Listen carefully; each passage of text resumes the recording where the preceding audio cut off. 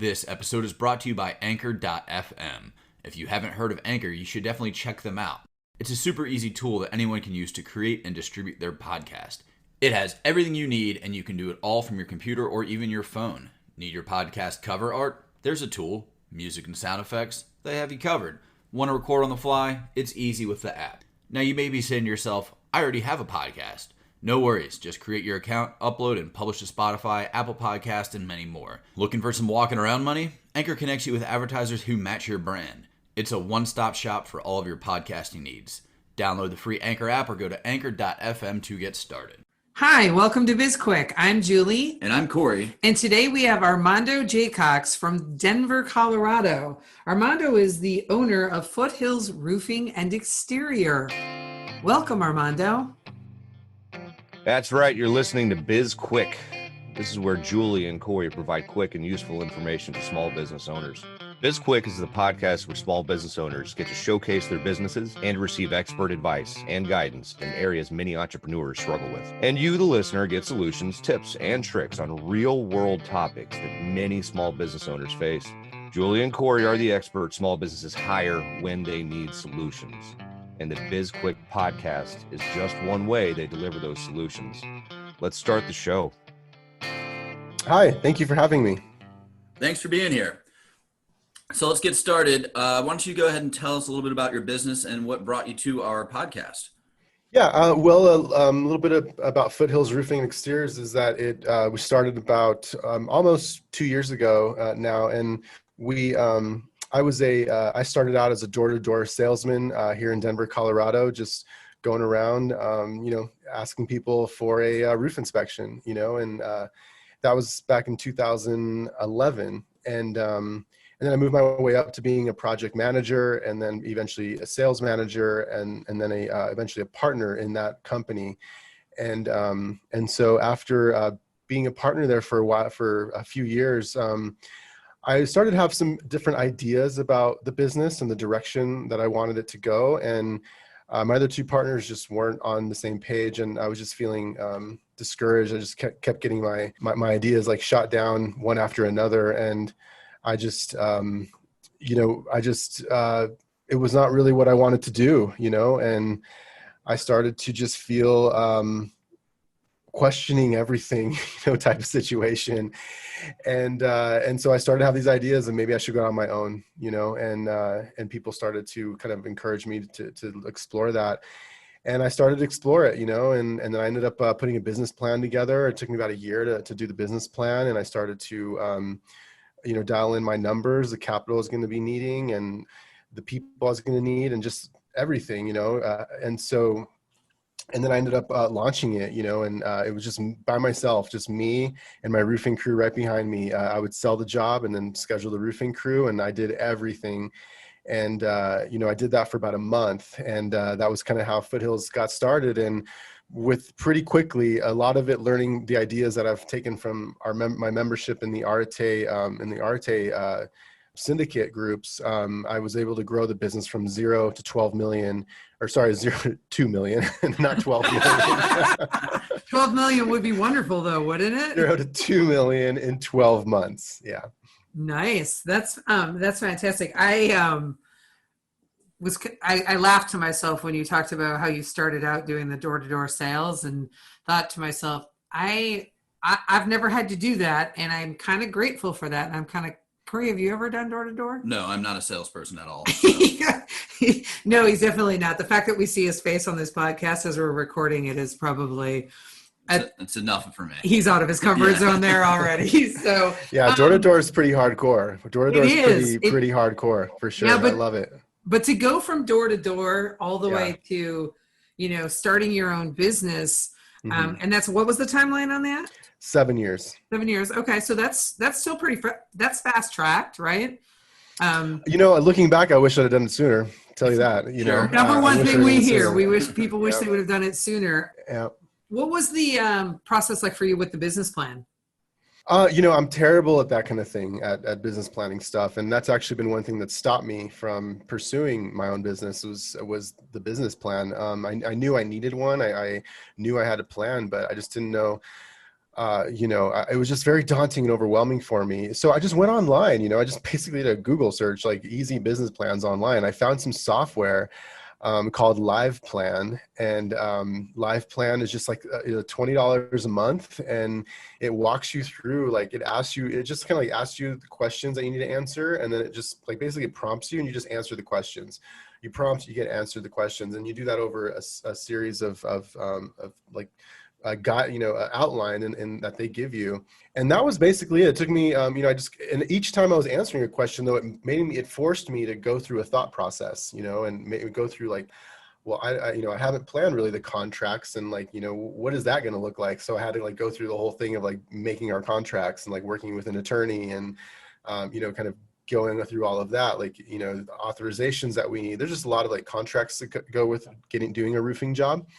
And so that was sort of, a good 2-3 months there. And then when we started talking about the part of the marketing plan, what was I going to do there? And that got me going with like the website and working with a web developer. And, kind of that was another 6-month long process of building our website out, and so that's kind of the basic idea. And the plan was not complete when I launched either. Like it wasn't done. Like, and when I got to the financials, I was like, hang on, if I sell this amount of dollars, then I'm going to need a lot more money than I have now.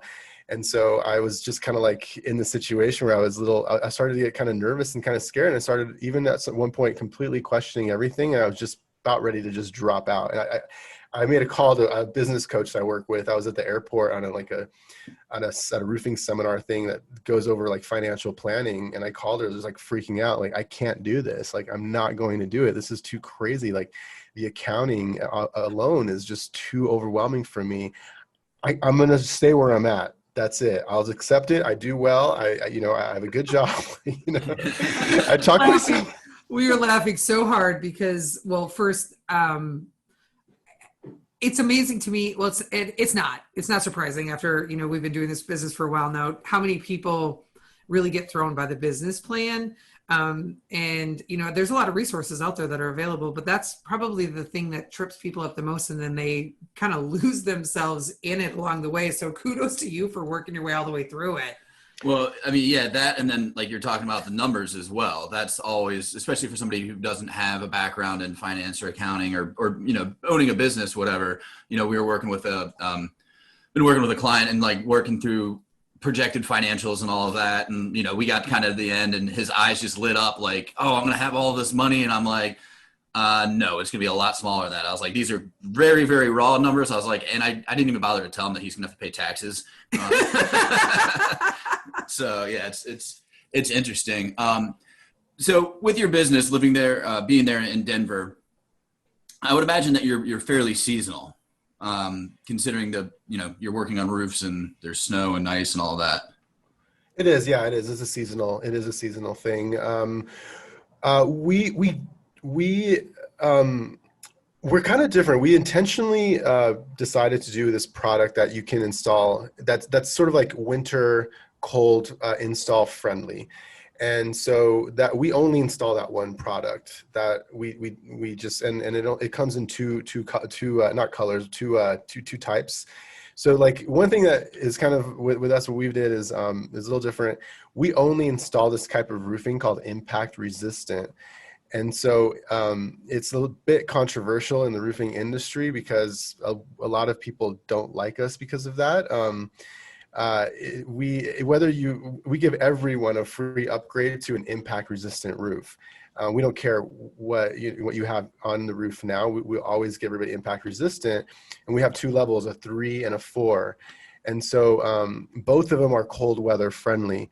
So like people don't like it though, because roofers think that we sort of like cheapen our services by giving them a level 3 for no additional upgrade. And we, what's kind of interesting about this is when I kind of analyzed the numbers was that the pricing that we get for a level 3 is actually better pricing than most roofers get for just a regular roof. It was better than what we were getting for a regular roof. So I knew that. So I was just like, okay, you mean I can give everybody a level 3 and like a way better quality than like the non-class rating roofs, and I can I get a better price. I can increase our profitability from it on top of that. Done, so it was like an easy decision for me to make. And like I get heat, people kind of talk crap about us online because we're like the only company in Colorado that only installs impact resistant roofing. And that's, well, it's funny, I thought you were going to say they didn't like you because the type of roofing. I would imagine roofers expect a certain turnover in roofs, and if you're putting something on there that's going to protect the roof, it's going to lessen the amount of times that they could, potentially have a customer. But well, yeah, it's kind of an industry secret that everyone kind of says, oh, you're putting the best roof. We're putting the best roof. That's what the public sees, right? But like the industry secret is that most roofers like to put a roof on that they can replace and they get a hailstorm the next year. Exactly. So by me putting one roof on, that's not going to hold up to hail the way that this impact resistant will. I'll be able to do this roof over and over and over. And they actually do. Like, that's a thing here in Colorado. Like, people have to get their roofs done like literally year after year. And it's just crazy. Well, first off, thanks for spilling the secrets with us on that industry, because now we know. You talked about like people saying your competitors having, saying some negative things about you because of the roofs that you go with, but you have a phenomenal amount of positive reviews. How are you so successful at getting the reviews? That is a big challenge, because we really were having a hard time with that starting out the first 6 months. They're just coming in so slow, and the reviews were so important, but so we weren't able to get it. And that's just because we're doing it manually ourselves. So, I ended up doing this membership thing with this company and called Broadly, and they we have a customer relationship management software that allows us to. The reason we got to 0 to 2 million in 12 months is because of the software that we use. We're 100% paperless company. And so like over the last 7 years when I was in the old company, I implemented these like systems that would let us go paperless. That was one idea they didn't want to do. They didn't want to be paperless. They liked their paper. They had like an emotional connection to it. I don't care about paper, like whatever. I care about my computer, my phone. So like with the CRM, it allows us to kind of like get a customer and like put them through a process in the CRM. And once they hit the part where they're paid in full, it automatically sends them a request to fill out a review.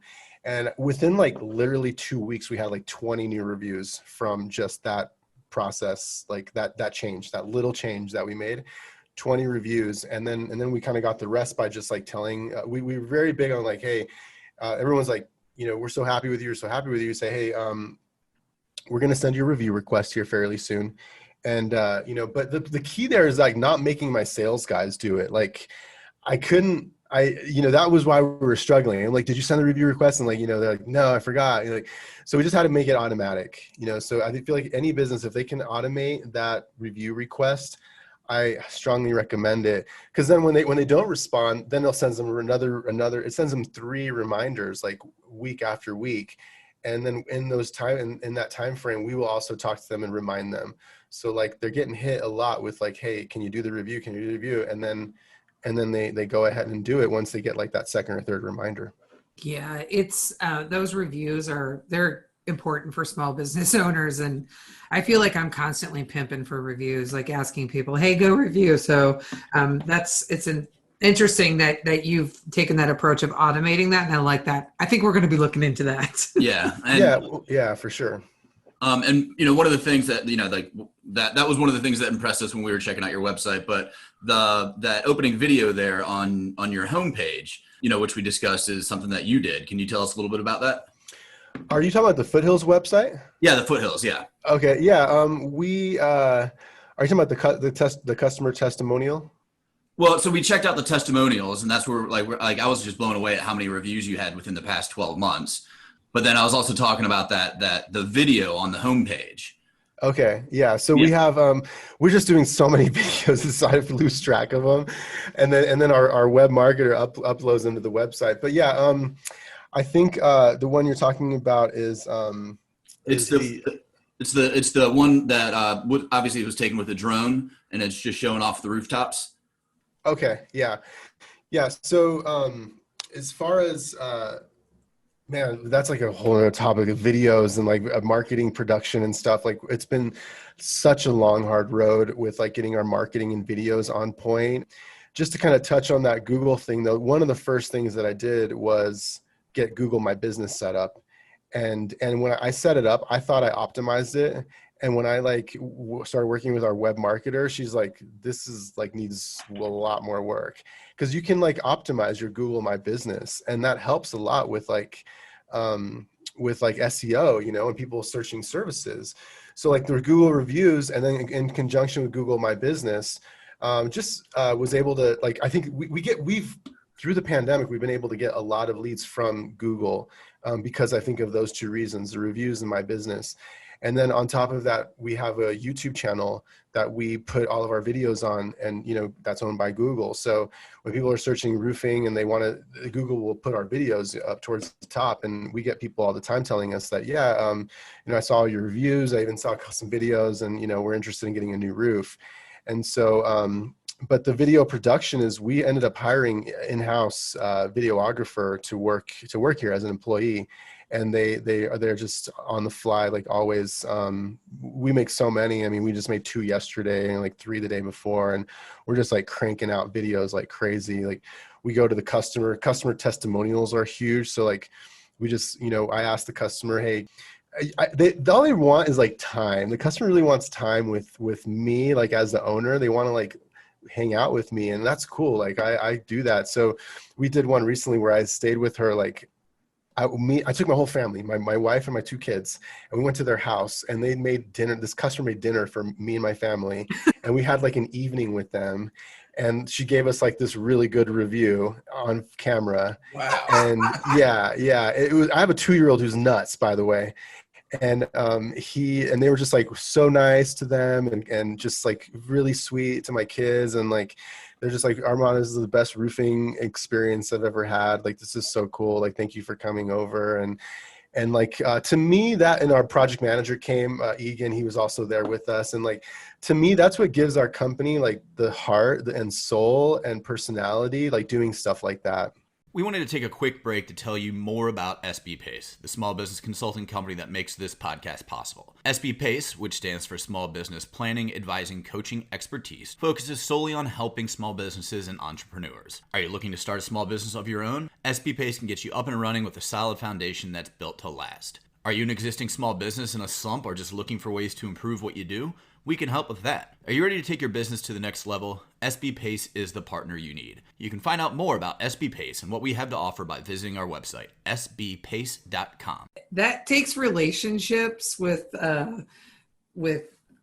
customers to a whole new level when you're taking your family over and having dinner with them.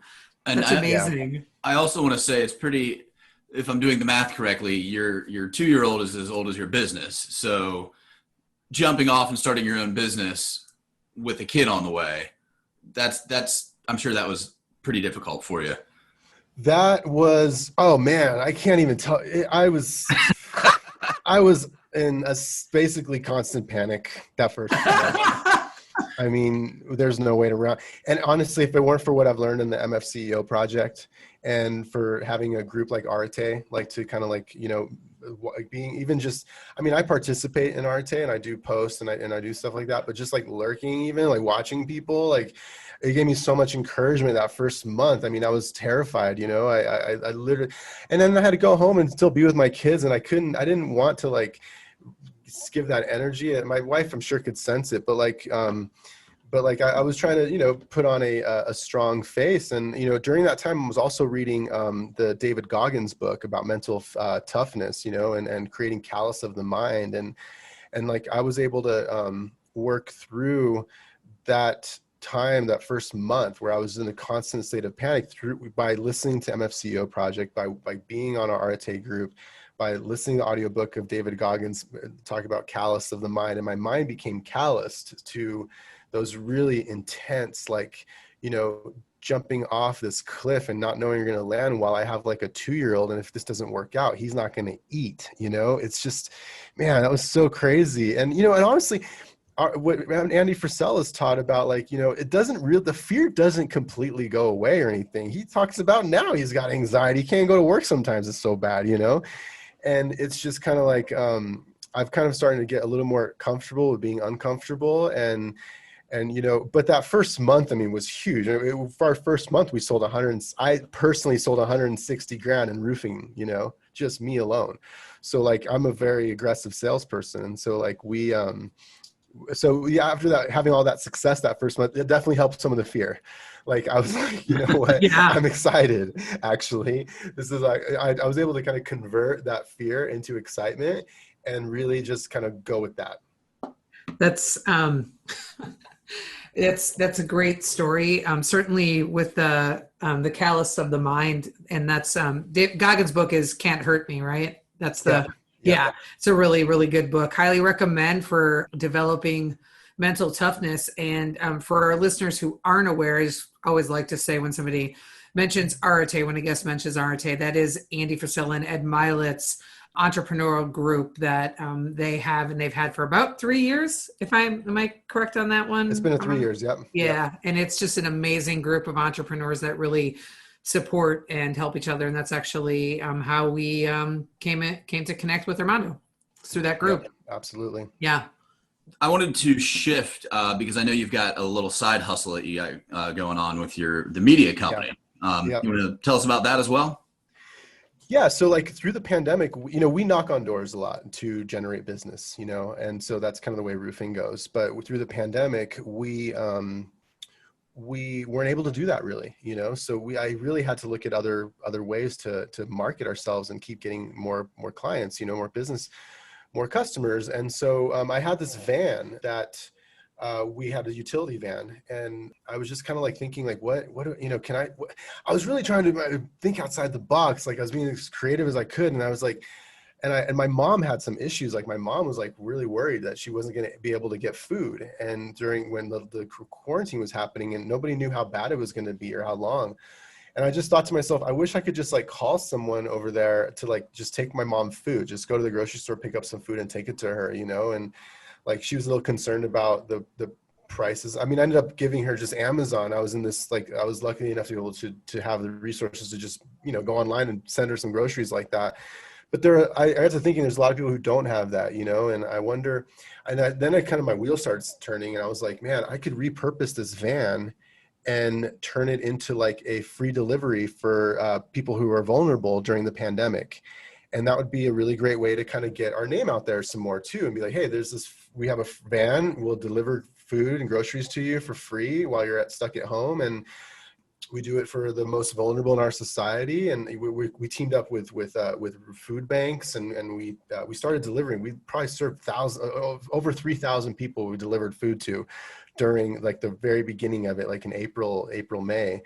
And I wanted to make videos of that, and so I reached out to like some video companies and stuff, and they were just like charging a lot. And I was like, man, for the amount that they're charging, I could probably just hire a full-time videographer to work here at Foothills. And then I started looking, and I had thought about doing that before, but the cheapest I could find was like $50,000 a year, and so that was a little too much for us. But when the pandemic hit and like unemployment going to 30%, like, I put an ad on Indeed for videographer. I'm not exaggerating. Within 12 hours, I had like 50 applicants for a videographer at like $15 an hour. So I was like, wow. And I just kind of went through and like found the cream of the crop, like this new, this guy who just finished film school, and he had all of his equipment ready to go. I said, you're hired, put him in my office here. And we started banging out these like videos about the van and like my YouTube channel and like all kinds of stuff. And so we ended up like hiring a web designer after that. I just had a lot of issues like working with like freelancers and agencies over the years, with small businesses and stuff. And so I didn't want to do that anymore. I wanted to just take it in-house, and they charge a good amount of money. So like, instead of all that money I was putting towards these like freelancers and agencies, I just said, let's just put it into our own business and have our own internal marketing department. And so that's what we did. And I really didn't have an idea to do a startup. That was just all for Foothills. But then people started asking me, hey, those videos you're making are awesome. Like, can you make me one? Can you give me a drone photography? Can you do this and that for our website? And I was like, yeah. I started helping out, and we started doing stuff. And I was like, they're like, how much do you want? I charge them. And I started realizing, like, okay, I'm not even doing anything, and I'm generating like revenue. Like, I need to incorporate this thing and like do it right, and let's like really make this a business. And like, this could be a huge opportunity for us to do like web video and web services for people, like in this time of what's going on. So that's what we did. We incorporated the marketing department. We called it the Media Lab, developed some branding for it. We've got 4 employees for it now. We've got a full-time web marketer, and now we just sold 2 videos this month, and we're going to a roofing conference next week, and we're going to be making videos for people, 1-minute promos on the spot with like an instant turnaround time. They're going to get their videos the same day.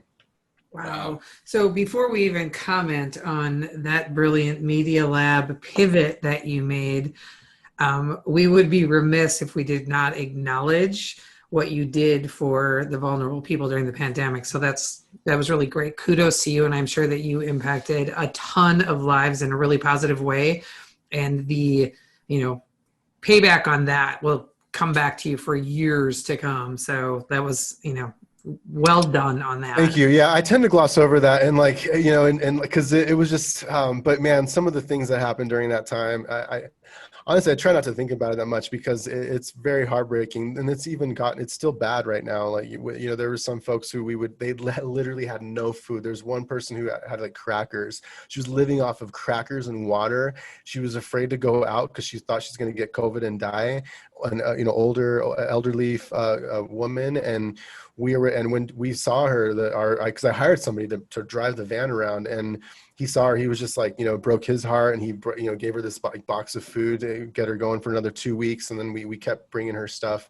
That one in particular, because she was in such dire straits, but like when she like lit up, like when she gave them the box of food that we had with like some fresh like vegetables, and like some canned food as well, like it just really made her come alive again. And there's just so many examples like that, but man, it's so bad right now. It's still pretty heartbreaking what's going on in our society right now. Yeah. How did people find out about that particular service that you were doing? I got the news that one thing we learned how to do was to do a press release. We had no idea how to do that. And we learned how to do a press release during that time. And we did some press releases, and the news, some reporter reached out to me and was like, hey, we heard about the van. We need some uplifting stories right now. Can we come and do a story?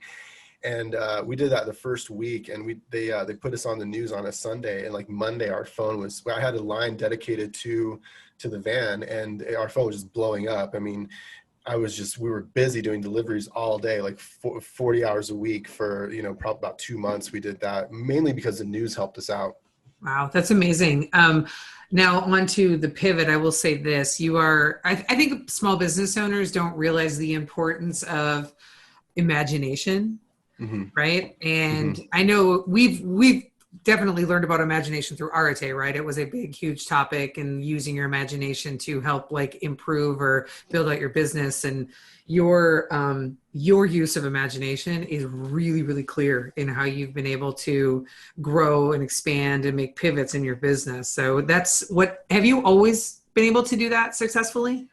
Yeah, that imagination, I think, is the most important trait you can have as an entrepreneur. Personally, I think that it trumps everything. And so because just an example, I was with my son, and like we were looking at some of the things that Amazon is doing with Blue Origin, their space program, and they have this grand vision of like pretty much building a planet in space for people to live on. That's like the ideal climate like you could ever have, with like animals, like water, and like the whole 9 yards, and building that like in the future, and millions of people could live on that planet. Like that takes some serious imagination, to even come up with that idea, And so when I was telling Bodhi about that, my son, and we started talking about that, like we started thinking about like cool ideas that we can do for us, just to make some cool videos here, and like at our home, and he started talking about, let's put this track up on our roof and like do a video of it, like the Hot Wheel coming off the roof and down the track and like into this little like puddle, that pool that we have down in the backyard. And I was like, that's a great idea, you know? And so like, but if it weren't for that like really crazy imagination, like building a planet and like, you know, the outer space, we may not have come up with that little idea of like doing a cool little video outside, you know? So like, I think that it's so important to just like imagine as big as you can, dream as big as you can. Not, you know what, we may not have a planet. We may not ever go to space and live in that like a planet in outer space, but the sheer act of like imagining it, like it helps us with our daily life now, you know? So yeah, I think there's been so many things that I've imagined that I just thought were not possible, you know, honestly, even doing what we're doing now, like having like 4 employees who like just do web marketing for us and like video and making these like crazy videos. I could never have dreamed that would have been possible. I thought I was going to have to always work with like a freelancer video guy and like struggle. And then like, that was the situation. But like, once I started imagining like what's possible, like through the pandemic, actually, in a way, it kind of helped me because I was like, okay, we got to really imagine big time now, because if we don't, like, we may not make it through this thing. And so let's start to, and then that's when we kind of, you know, have the idea of like the media lab and hiring people and like, you know, just having lots of faith and like moving forward and like, what are some new ideas we can do? And so, yeah, I think and I've always kind of been a little crazy and imaginative as a child and all that. And so I do kind of, I have always encouraged myself to continue to be that way. Great. Yeah. I'd love to continue the conversation, but we're running out of time here. So before we go, can you just tell our listeners where they can find you? Yeah, well, I just want to say thank you so much for bringing me on the show. I really, this was really great and I really appreciate it. And I am sort of working on becoming sort of an industry leader in the roofing business, in the roofing industry. And so I have a YouTube channel there. People can find me there. And I also have I'm on Facebook. You know, you can just friend request me. I haven't hit my 5,000 friends yet. So keep friend requesting me. And then I also am on Instagram. You can find me there and, you know, follow me there. And so yeah, YouTube, just search me, Armando Jacox, YouTube, Facebook, Instagram, all that stuff. And of course, we'll put all of that in the show notes as well. So awesome. You can easily find that. But thank you for being on the show. This has been a great conversation. Absolutely. Yes. Absolutely. Yep. We'll look forward to being in touch. Yeah, definitely. You can connect with us on social media as well. We are on Facebook, Instagram, LinkedIn, and the Twitter. You can also reach us on our websites, sbpace.com and bizquickpodcast.com. And while you're out there on the internet, subscribe to this pod and let us know what you think. Like us, give us a review. We're always looking for feedback. Yes, we are. And if you have any topics that you'd like us to cover, drop us a note and we will find an expert who can talk about that topic. Oh, we have a book. It's called Seriously, Now What? A Small Business Guide to Disaster Preparedness. And it comes with a companion workbook. You can find our book on Amazon or link to it through our website. That's it for the day, and thanks again to Armando. I'm Corey. And I'm Julie. And this was BizQuik, helping small businesses across America.